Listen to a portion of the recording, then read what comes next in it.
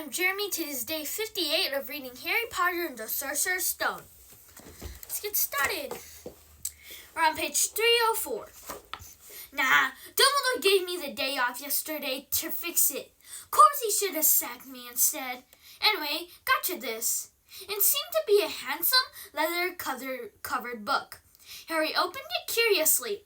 It was full of wizard photographs. Smiling and waving at him from every page were his mother and father. Sent owls off to all your parents' old school friends, asking for photos. Knew you didn't have any. Do you like it? Harry couldn't speak, but Hagrid understood.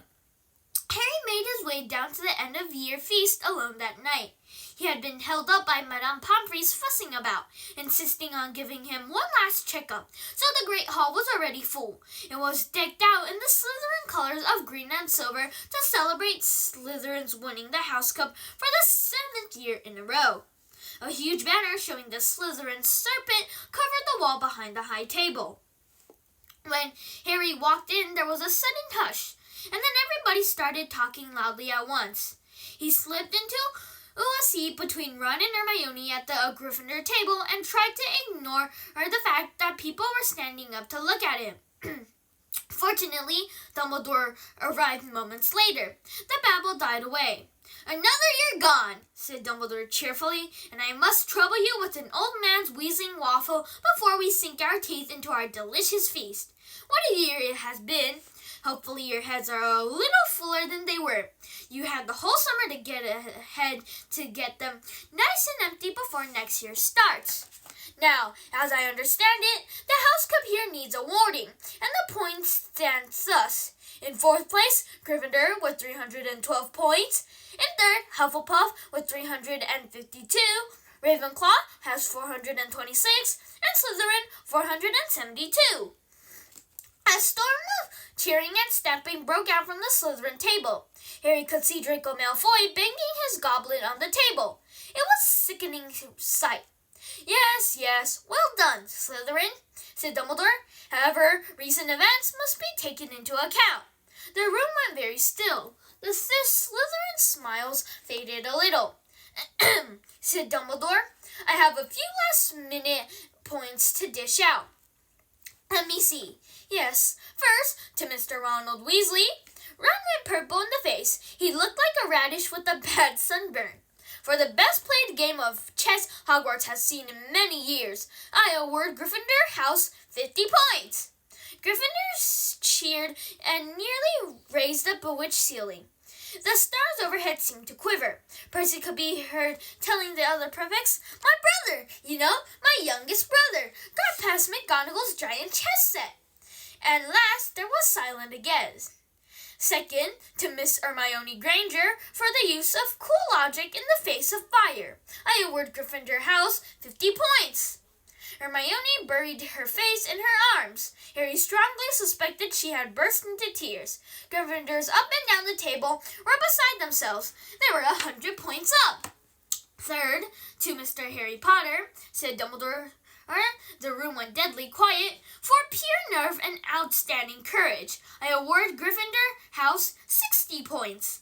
The din was deafening. Those who could add up while yelling themselves hoarse knew that Gryffindor now had 470 points, exactly the same as Slytherin. They had tied up for the House Cup. If only Dumbledore had given Harry just one more point. Dumbledore raised his hand. The room gradually fell silent. "There are all kinds of courage," said Dumbledore, smiling. "It takes a great deal of bravery to stand up to our enemies, but just as much to stand up to our friends. I therefore award 10 points to Mr. Neville Longbottom." Someone standing outside the Great Hall might as well thought some sort of explosion had taken place. So loud was the noise that erupted from the Gryffindor table. Harry, Ron, and Hermione stood up to yell and cheer as Neville, white with shock, disappeared under a pile of people hugging him. He had never won so much as a point for Gryffindor before. Harry, still cheering, nudged Ron in the ribs and pointed out Malfoy, who couldn't have looked more stunned and horrified, as if he'd just had the body bind curse put on him. Which means Dumbledore called over the storm of applause. for even Ravenclaw and Hufflepuff were celebrating the downfall of Slytherin.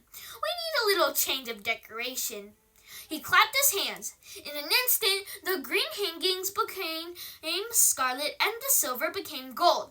The huge Slytherin serpent vanished and a towering Gryffindor lion took its place. Snape was shaking Professor McGonagall's hand with a horrible, forced smile. He caught Harry's eye, and Harry knew at once that Snape's feeling toward him hadn't changed one jot. This didn't worry Harry, as it seemed as though life would be back to normal next year, or as normal as it ever was at Hogwarts. It was the best evening of Harry's life, better than winning a Quidditch or Christmas, or knocking out mountain trolls. He would never, ever forget tonight. Harry had almost forgotten that the exam results were still to come, but come they did. To their surprise, both he and Ron passed with good marks. Hermione, of course, had the best grades of the first years. Even Neville scraped through, his good herbology mark making up for his abyssal potion ones. They had hoped that Goyle, who was almost as stupid as he was mean, might have been thrown out, but he had passed too.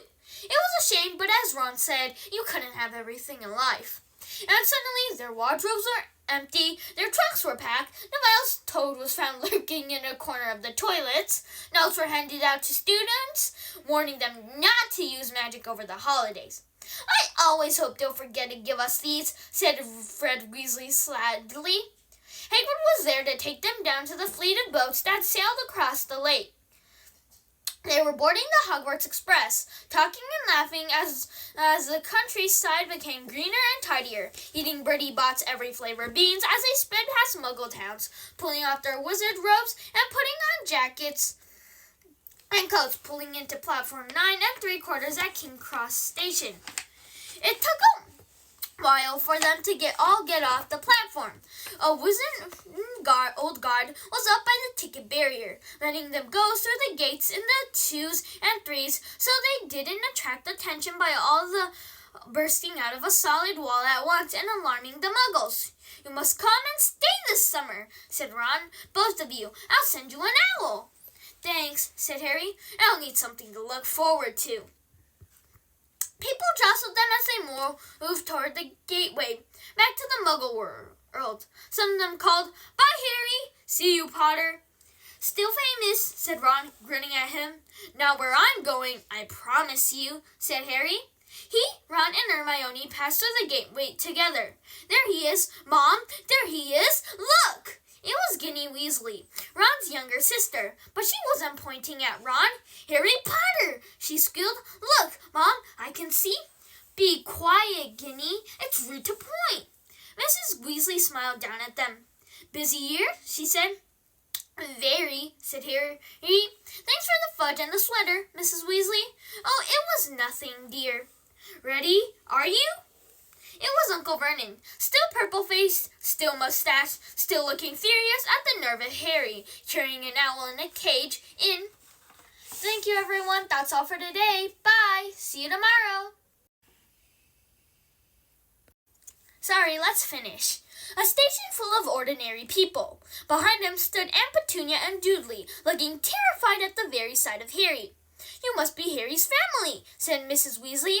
"In a manner of speaking," said Uncle Vernon. "Hurry up, boy. We haven't got all day." He walked away. Harry hung back for a last word with Ron and Hermione. "See you over the summer, then.